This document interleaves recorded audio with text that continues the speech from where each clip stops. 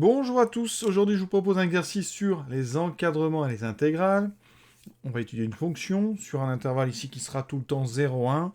Cette fonction c'est 1 sur 1 plus x carré. Alors l'idée c'est d'encadrer donc l'intégrale de 0, 1 de cette fonction. Et le problème c'est que la primitive de cette fonction là vous ne la connaissez pas en terminale. Et donc eh bien, on va essayer d'en déduire un petit encadrement avec ici des études de fonctions. Et pour info, cette fonction ici, elle a une primitive très connue qui est la fonction arctangente. On en parlera si j'y repense en fin d'exercice. Donc, première question, montrer un encadrement ici.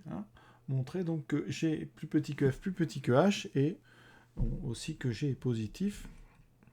Et on vous donne les expressions de ces trois fonctions. Donc, quand on a comme ça plusieurs choses à montrer, ce qu'on peut faire, c'est de les prendre les uns après les autres. Donc, d'abord, première chose, on va montrer que g est positif. Alors ça, c'est assez simple. On a donc g de x qui a pour expression 1 moins x sur 2. On sait que x, il est entre 0 et 1. Donc on peut faire simplement x sur 2 est donc entre 0 et 1 demi, moins x sur 2 est donc entre moins 1 demi et 0. On rajoute 1, donc on forme 1 moins x sur 2.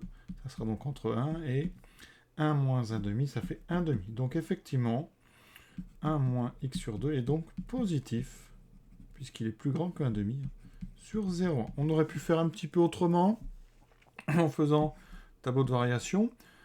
Alors là, ici, donc, il faut connaître cette fonction. C'est une fonction affine, qui est décroissante, parce que ici, on a donc un coefficient, une pente négative, et on est sur 0,1. L'image de 0, c'est 1.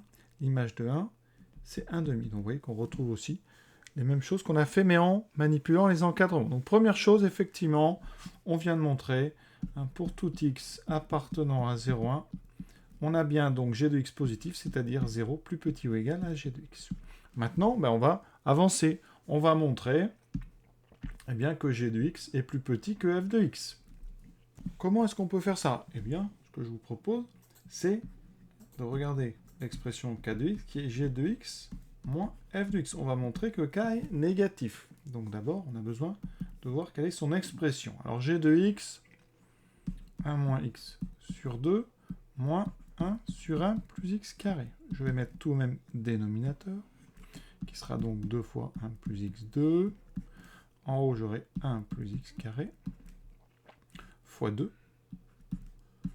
moins x fois donc 1 plus x, 2, moins 2. Très attention, vous voyez, la première 1, je l'ai multiplié par donc 2 fois 1 plus x2. Ici, il y avait déjà le 2, je n'ai multiplié que par 1 plus x2.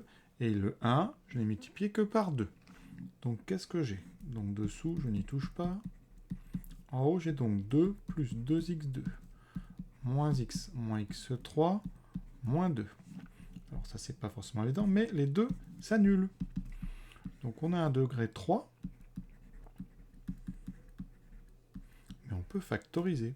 Factoriser par x.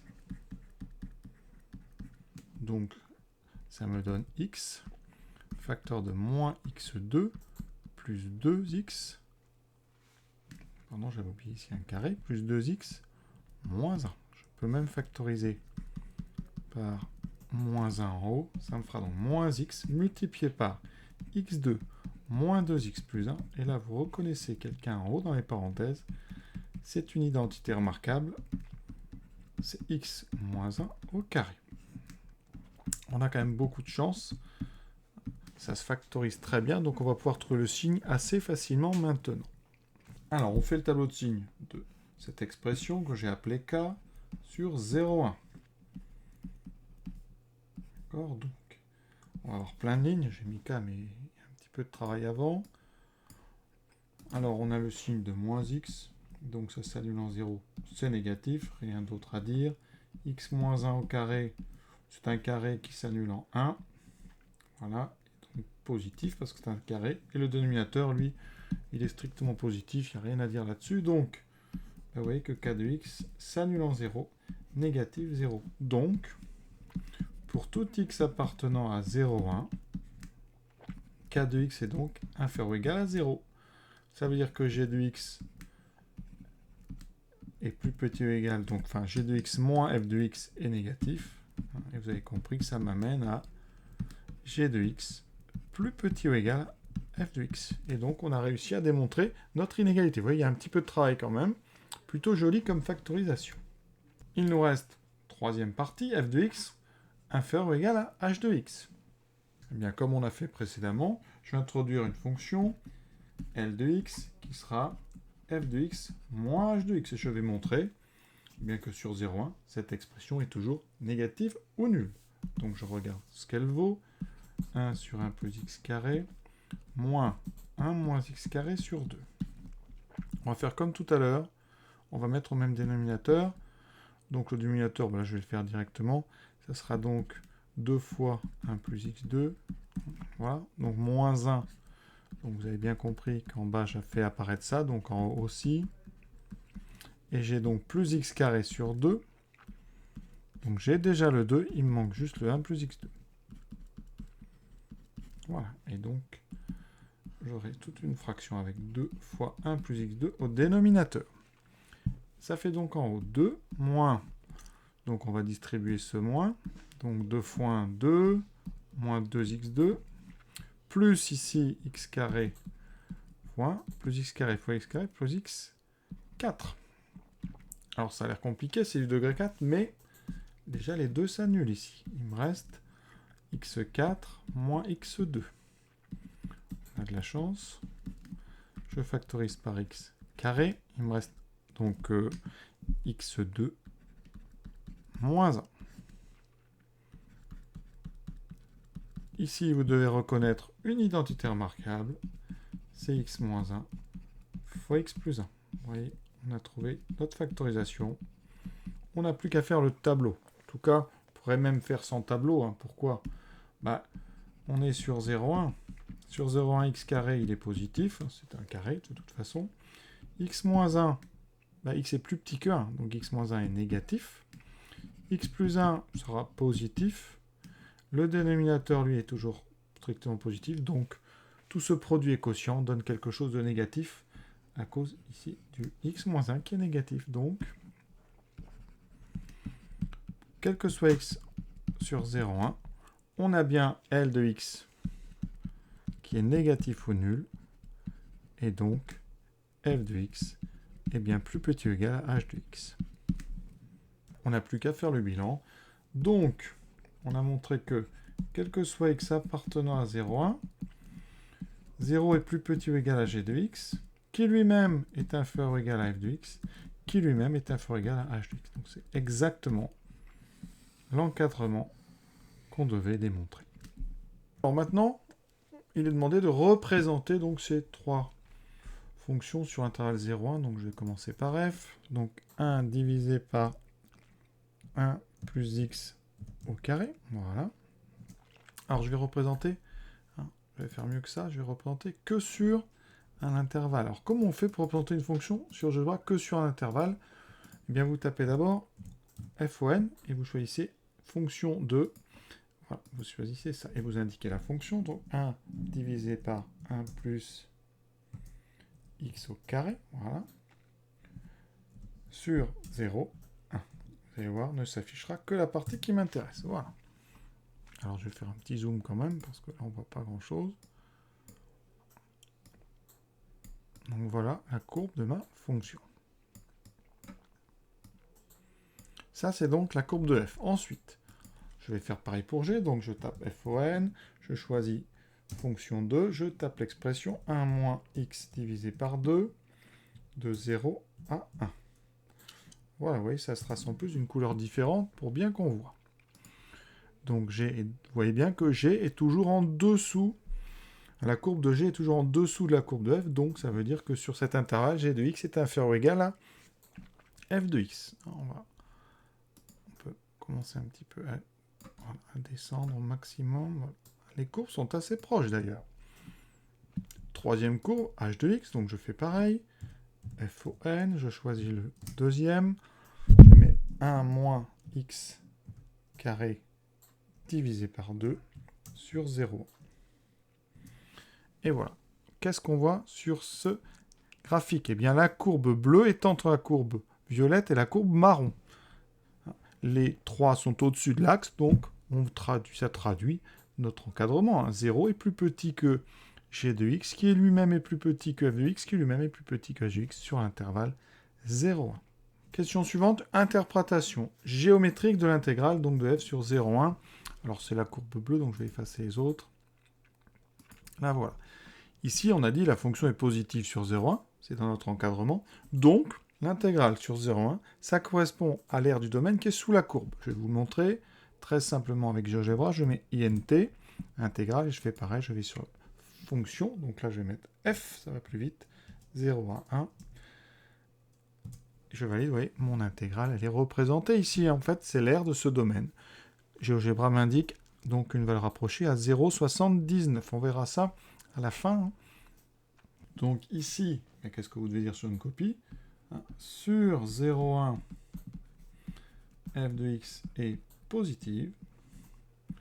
Donc l'intégrale de 0,1 de f de t dt, eh bien ça représente, c'est l'aire en unité d'aire du domaine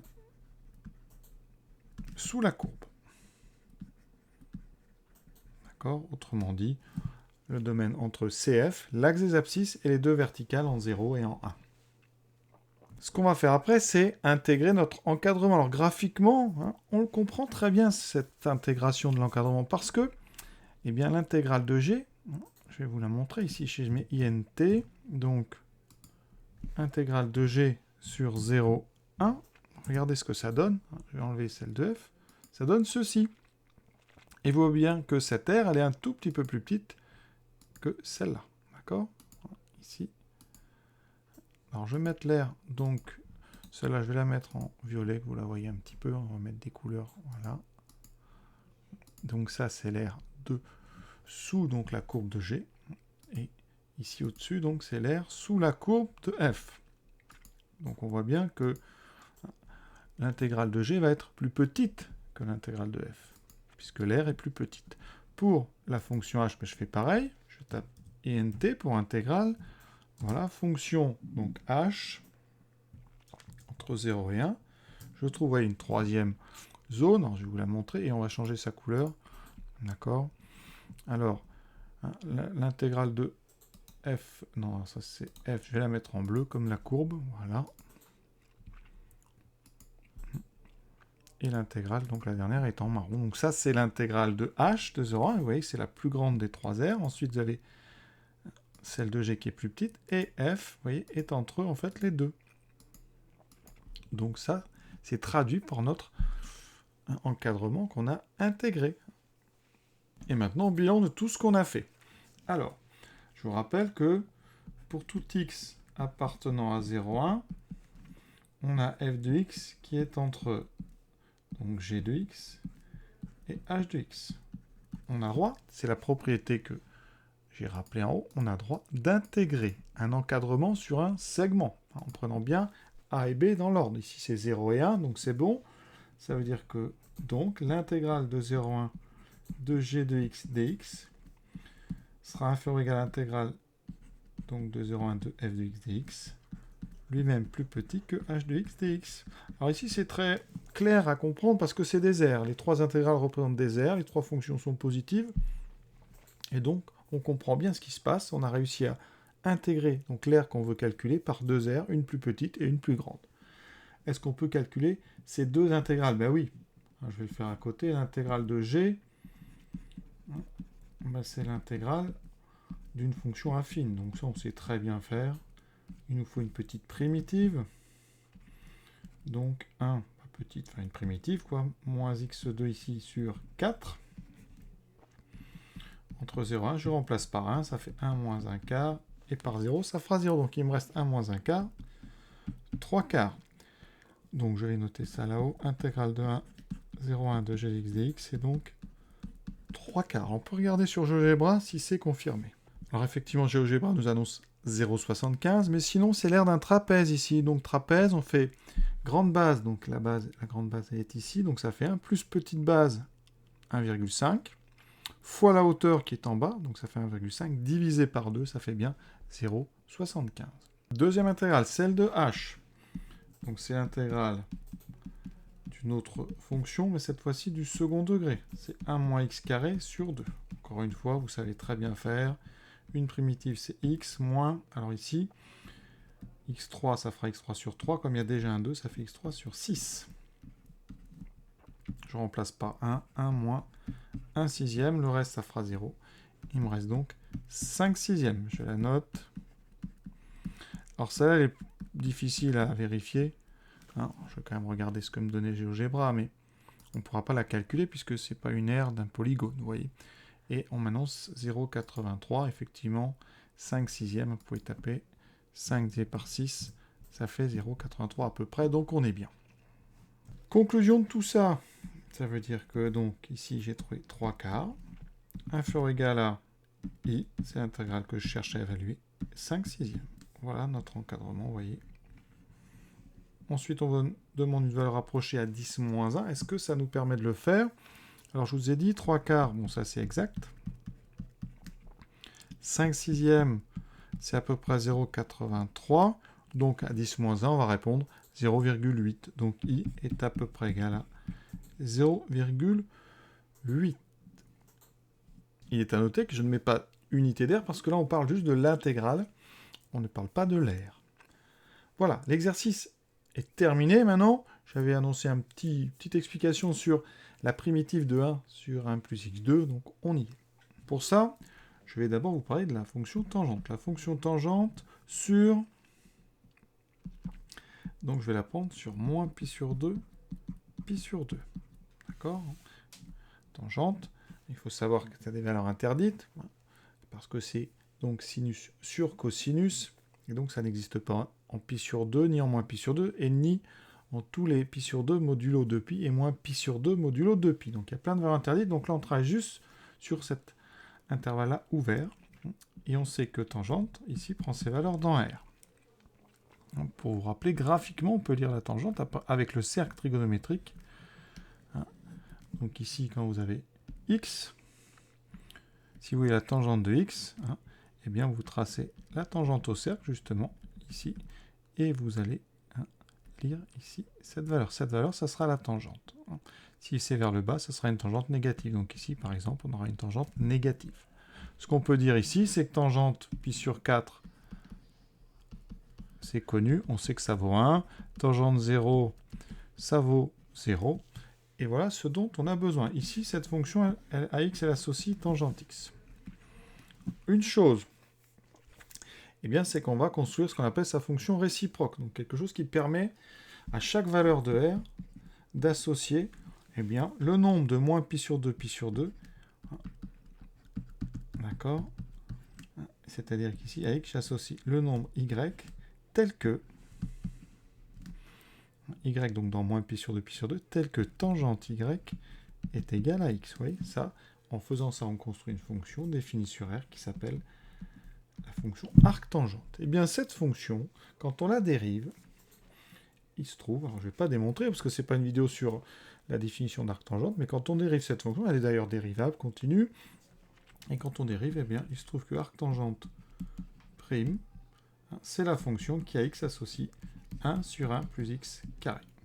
Là, vraiment, j'insiste, je vais vite, pas très précis tout ça. Ce que vous pouvez voir, c'est que par exemple, l'image de 0, c'est donc un nombre y tel que eh bien, tangente y égale 0. Donc dans moins pi sur 2, on a dit c'est 0. Ouais. Donc ici, arctangente 0, c'est 0. Si vous prenez, eh bien, donc, vous voulez savoir ici, qu'est-ce qui va donner pi sur 4?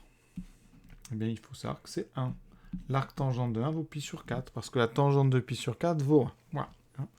Ici, donc, je vous dis ça, parce que quand on cherche l'intégrale de 0 à 1 de 1 sur 1 plus x carré dx, eh bien, on va prendre comme primitive, donc arctangente x, entre 0 et 1. Ouais. Et donc, je vais prendre arctangente 1, moins arctangente 0, ce qui me donne pi sur 4. Voilà. Et donc, on va vérifier que pi sur 4, c'est à peu près 0,8. Donc, ici, pi sur 4, ça fait effectivement 0,78, etc. Et si vous faites l'intégrale, donc regardez, si vous ne me croyez pas, donc pour faire l'intégrale, je vais aller donc dans Option, Calcul, voilà, intégrale de 0. Alors non, il faut que je mette d'abord la fonction ici. Donc 1 divisé par 1 plus x carré, voilà, entre 0 et 1. Et ça me donne effectivement pi sur 4. Vous voyez, donc ça marche très bien. Alors évidemment, tout ça n'est pas au programme de terminal. Vous verrez ça assez vite hein, quand on est dans le post-bac, parce que vous voyez que pour faire des calculs d'intégrale, eh bien c'est indispensable. Hein. Et il n'y a pas que celle-là qui sert. Vous verrez, l'arc sinus sert aussi, l'arc cosinus sert aussi. Donc on va comme ça étudier toute une série de fonctions qui s'appellent des fonctions réciproques, qui vont permettre de trouver des primitives et de calculer des intégrales. Voilà. Sur ce, je vous laisse. J'espère que ça vous a plu. À très bientôt.